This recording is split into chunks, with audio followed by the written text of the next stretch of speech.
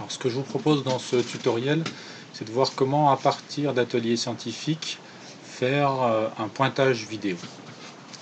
Alors quand vous ouvrez atelier scientifique, vous arrivez sur ce menu. Alors vous avez tout d'abord un menu qui vous permet de capturer la vidéo. Vous fabriquez vous-même votre vidéo avec quelques petits paramétrages éventuels pour bien choisir le départ et la fin de votre séquence.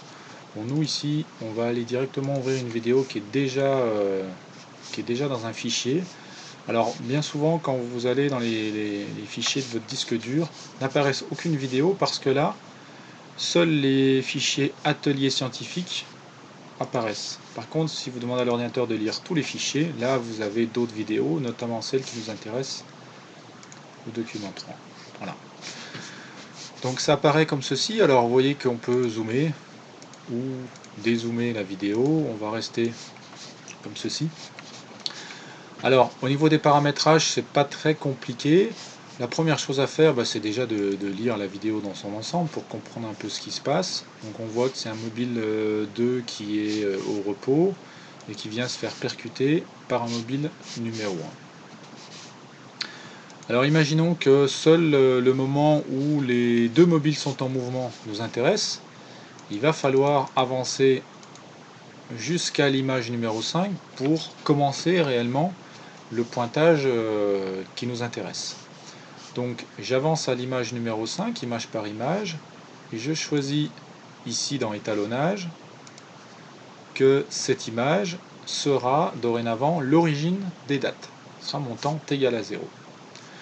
Une fois qu'on a fait ça, l'ordinateur il a besoin d'une référence de distance. Alors c'est bien quand on fabrique une vidéo de toujours mettre sur le fond, contre le mur ou au sol, une règle, on pose une règle, ou de mesurer au préalable si on a une fenêtre en fond, la hauteur d'une fenêtre. Ici on a une petite réglette de 20 cm, on sait qu'elle fait 20 cm. Alors regardez, si on clique et on glisse de droite vers la gauche, on note ici 0,20. Voilà, l'ordinateur a cette référence de distance. Et ensuite, quand je clique n'importe où sur l'écran pour faire apparaître un système d'axes, on voit que l'axe horizontal est orienté vers la gauche.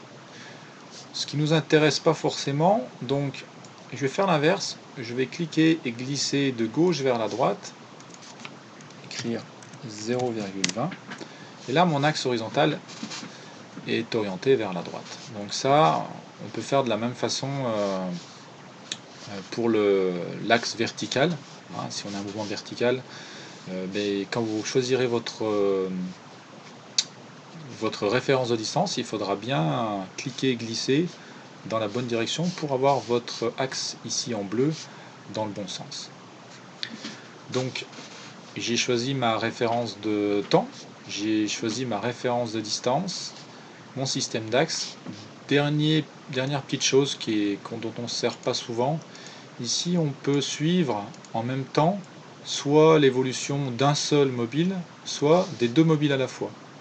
Alors ici, comme on a deux mobiles qui se déplacent en même temps, je vais choisir deux points de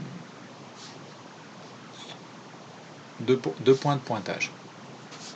Je lance l'acquisition et à partir de maintenant, à chaque fois, donc j'ai un petit zoom là sur mon écran à gauche, à chaque fois que je vais cliquer alors sur le premier mobile, puis comme j'ai choisi deux points sur le deuxième mobile, une fois que j'ai cliqué sur les deux mobiles, à ce moment-là, l'ordinateur passe à l'image suivante. Et ainsi de suite. Donc là, je fais mon pointage, image par image, de mes deux mobiles en même temps.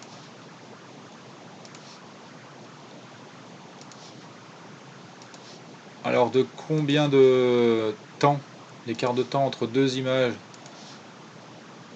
quel est-il? Ça, je pense qu'il est possible de le régler. En tout cas, on peut le voir.